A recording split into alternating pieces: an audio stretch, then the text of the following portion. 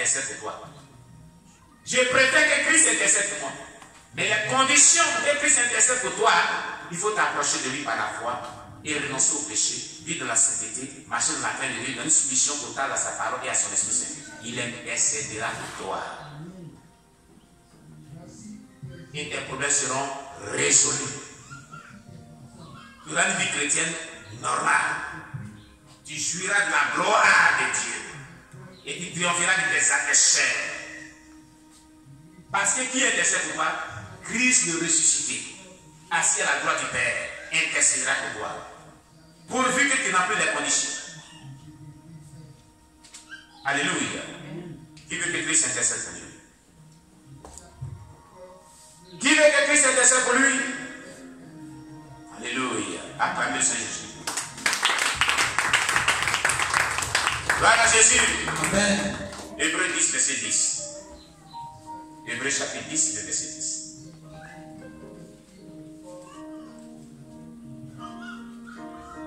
Hébreux chapitre 10, verset 10. C'est en vertu de cette volonté que nous sommes sanctifiés par l'offrande du corps de Jésus-Christ, une fois pour toutes. Est-ce que vous comprenez? C'est en vertu de cette volonté que nous sommes sanctifiés par l'offrande du corps de Christ, une fois pour toutes. Ce n'est pas la même chose comme les sacrificateurs de l'époque. Amen. Mais l'offrande de Jésus-Christ à la croix, une fois pour toutes, nous sanctifie. Lorsque nous commettons des péchés, que nous confessons nos péchés et que nous crions à lui, son offrande et son sang qui a coulé à la croix nous sanctifie de tout péché, toute iniquité, nous purifie. Amen. Alléluia. Toujours dans la comparaison d'Aaron le sacrificateur et Christ le sacrificateur principal, Aaron, les sacrificateurs offraient chaque jour des sacrifices. Ils offraient chaque jour des sacrifices. Hébreux 9, verset 1. Hébreux chapitre 9, verset 1. Hébreux chapitre 9, verset 1. Oui. La première alliance avait aussi des ordonnances relatives au culte et le sanctuaire terrestre. Non, Hébreux 9, verset 1. Oui. La première alliance avait aussi des ordonnances relatives au culte et le sanctuaire terrestre. Amen. Amen. Oui. Gloire à Jésus. Amen. Car dans la première alliance, les gens faisaient des sacrifices de culpabilité. C'était comme les cultes qui rendaient à Dieu. Et c'était un sanctuaire terrestre. Amen. Par contre, Christ vit. Christ, il est entré dans le ciel, même pour offrir son sang sur l'autel céleste. Hébreux 9, verset 24. Hébreux chapitre 9, le verset 24. Car Christ n'est pas entré dans un sanctuaire fait de main d'homme, en imitation du véritable. Mais il est entré dans le ciel même, afin de comparaître maintenant pour nous devant la face de Dieu. Amen. Amen. Son sanctuaire dans lequel il est rentré n'est pas fait d'homme, n'est pas terrestre. Mais il est rentré dans un sanctuaire spirituel, céleste, pour toujours. Amen. Un sanctuaire qui n'est pas fait d'homme, en imitation du véritable sanctuaire. Mais il est entré dans le ciel même, afin de comparaître maintenant pour nous devant la face de Dieu. Il comparaît pour qui? Pour nous, ses enfants, devant la face de Dieu. Pour plaider pour nous. C'est pourquoi depuis longtemps, la fin du monde devait arriver. Quand Dieu, selon un certain témoignage qu'on a reçu, quand Dieu veut vraiment mettre fin à ce monde, il se présente son sang. Il présente son sang devant le Père. Il présente son sang. Il dit, Seigneur, le sang de Dieu a compassion. Il donne un peu de temps. Donne-le encore un peu de temps. Donne-le encore de paix. Il plaide auprès de Dieu pour nous. Mais ce plaidoyer-là va prendre des peu fin. Il va passer peut-être depuis des siècles près de nous que tu ne vas pas chercher à changer. Si tu ne cherches pas à changer, c'est toi qui vas rester. La trompette de Dieu peut sonner d'un moiseau, ça va te suivre. Alléluia. Amen. C'est ce que tu dois comprendre. Gloire à Jésus. Amen. Une autre comparaison pour les sacrificateurs. ils appartiennent à l'ancienne alliance qui a maintenant disparu. Selon Hébreux 8, verset 13. On va lire Hébreux 8, verset 13. Hébreux chapitre 8, le verset 13. Oui. En disant, une alliance nouvelle. Il a déclaré la première ancienne. Il a déclaré la première ancienne. Or, ce qui est ancien, ce qui a vieilli, est prêt de disparaître.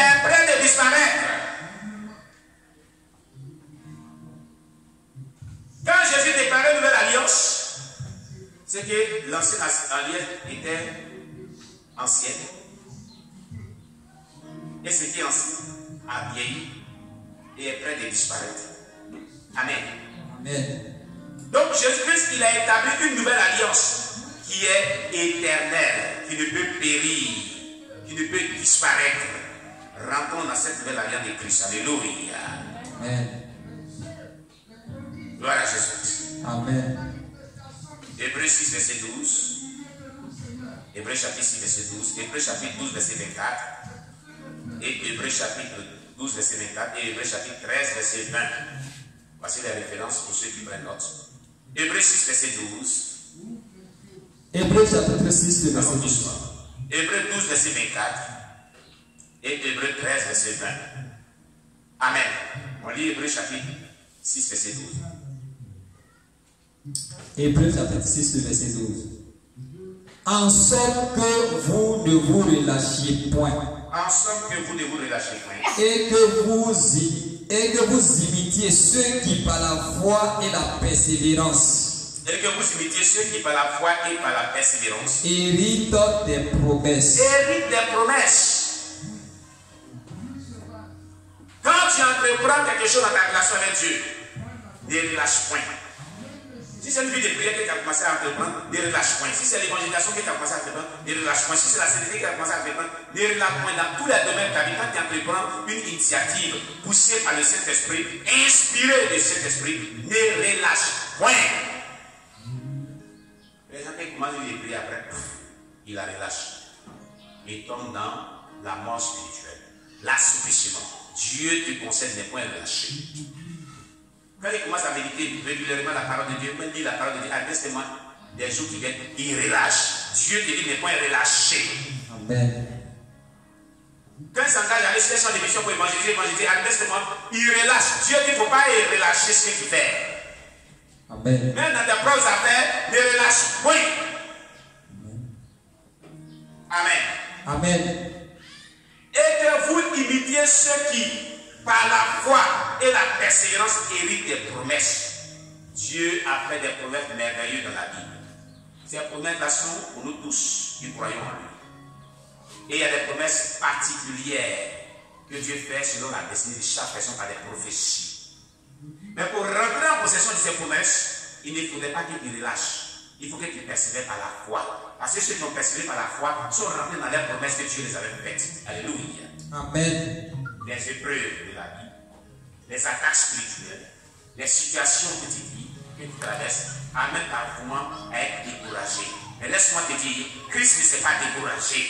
Alléluia. Amen. Et ceux qui avaient vraiment des promesses par la foi de Christ ne se sont pas découragés. Ils sont rentrés dans les promesses. Regarde l'histoire d'Abraham. Un homme à qui Dieu promet un enfant. Et des années, et des années, et des années, et des années s'écoulent. Pas d'enfant. Un matin, Sarai se lève. Elle dit, mon cher, je sais que tu ne fonctionnes plus comme enfant. Tu comprends? La promesse de Dieu est là. Moi-même, je suis vraiment fini comme femme. Je suis rentré vraiment dans ma période de ménopause. Qu'est-ce que ça voulait dire? C'est qu'elle avait dit, c'est ça veut dire. Il y a quel âge de ménopause? Parce qu'à combien d'années elle a mis quelque chose dans le monde? Elle a dépassé 50 ans. Plus que ça. 60 ans, plus que ça. Et normalement, de manière naturelle, une femme qui dépasse ces âges-là ne peut plus enfanter. De manière générale. Vous comprenez? Amen. C'est pourquoi je vous dis à maintenant, vous les soeurs, le Seigneur m'a révélé quelque chose. Et j'ai pris la portion de ça. J'ai dit à tous mes fils spirituels, Si ton caractère n'est pas encore brisé, tu n'auras pas de mariage. Ça, c'est ce qui est dit à Dieu. Parce que je ne veux pas que demain tu te maries, il a éduqué spirituellement comment sa vie là. Tu comprends? Si tu es sous ma couverture, la couverture de l'église au travers de moi ici, si ton caractère n'est pas brisé, pas de mariage. Retiens cela. Je ne veux pas entendre un jour que tu as éduqué comment ta fille là. Elle est de quel père spirituel? Moi-même. Quand on dit dedans, je ne vais pas sortir dans ce fichier. Fais-moi confiance de cela. J'ai pris les veilles dessus. Tu dois être un modèle. Un bon exemple. Ah oui. Ah oui. Quelqu'un qui n'est pas brisé, qui n'est pas transformé, pas de mariage.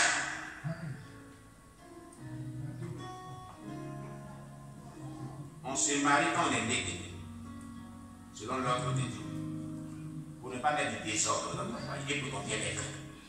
Et pour que tes enfants soient bien éduqués, selon la voie du Seigneur. On se marie pas dans les désordres. Lorsque tu es là, depuis le début, tu n'as pas arrangé ton caractère, puis on parle, on prêche, puis on fait délivrance, on fait gêne, jusqu'à 10 jours à 5 puis tu es là. Et puis tu attrapes tes caractères en hangar, et puis tu les mets sur toi. Ils sont racinés sur ton table blanche. Vaincu ces caractères au nom de Jésus. Que ces caractères te quittent au nom de Jésus. Amen. Pour que tu rentres dans ton mariage au nom de Jésus. Amen. Acclamez Jésus. Et j'espère que vous avez des sœurs en Christ. Vous êtes des sœurs en Christ. Acclamez Jésus.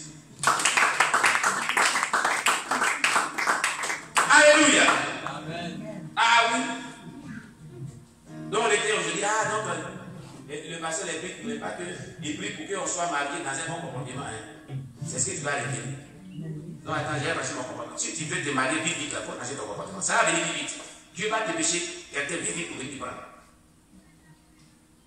Ah oui. Si, voilà. Si tu veux, on met Dieu à l'épreuve. Voilà. On met Dieu à l'épreuve. Viens ici, viens bien. Si tu veux marcher dans la maladie, vite là, viens. Il dit Seigneur, moi je vais rentrer dans la maladie vite, mais il renonce à mauvais caractère. Dès que le mauvais caractère te quitte là, tu vas t'envoyer l'autre. Tu es marié. Vite! Est-ce qu'il est bien dit? Et aussi des jeunes gens aussi qui veulent se marier. Mauvais caractère, pas de mariage aussi. Et puis c'est ça. Pas de mariage. Ah, attendez, je suis ma fille qui est là.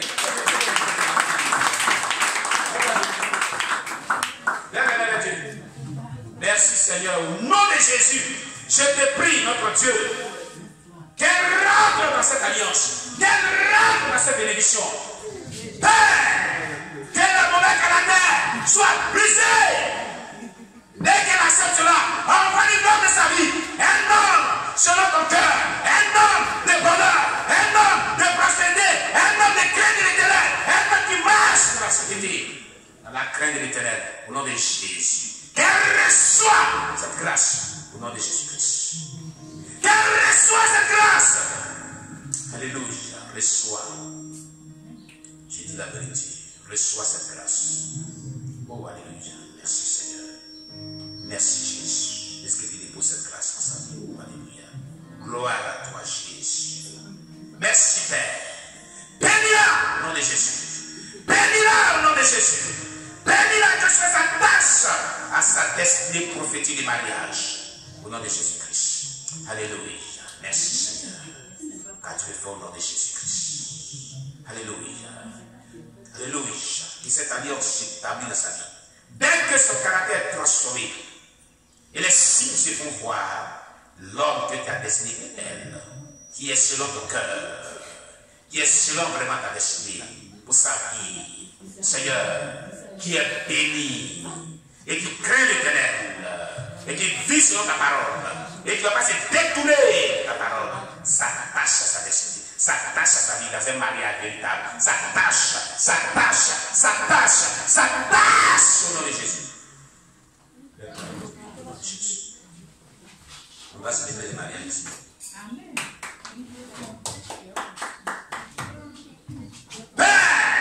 Je te prie, notre Dieu, pour ta vie, Esther. Dans le nom puissant de Jésus. Dès qu'elle se répand d'un caractère mauvais, Chanel, qu'elle révèle l'aspect spirituel d'un caractère selon ton cœur, notre Dieu, notre roi, envoie l'homme de sa vie, des craignants, qui marche dans ta parole, qui vit selon ta parole, détourné de péché, marche dans la crainte de Dieu, vit dans la crainte de Dieu, et qui est béni, qui est prospère. Ça marche à sa vie au nom de Jésus-Christ. Et qu'elle rende à cette alliance au nom de Jésus. Bénis-le au nom de Jésus. Père, je te prie pour ta fille Marie de Magdala, dans le nom puissant de Jésus-Christ. Éternel, dès que son caractère est transformé, Père, que les chaînes du célibat soient brisées. Et alléluia, come out, speak God. Alléluia. Je commande que ces chaînes soient brisées, brisées au nom de Jésus. Et que l'homme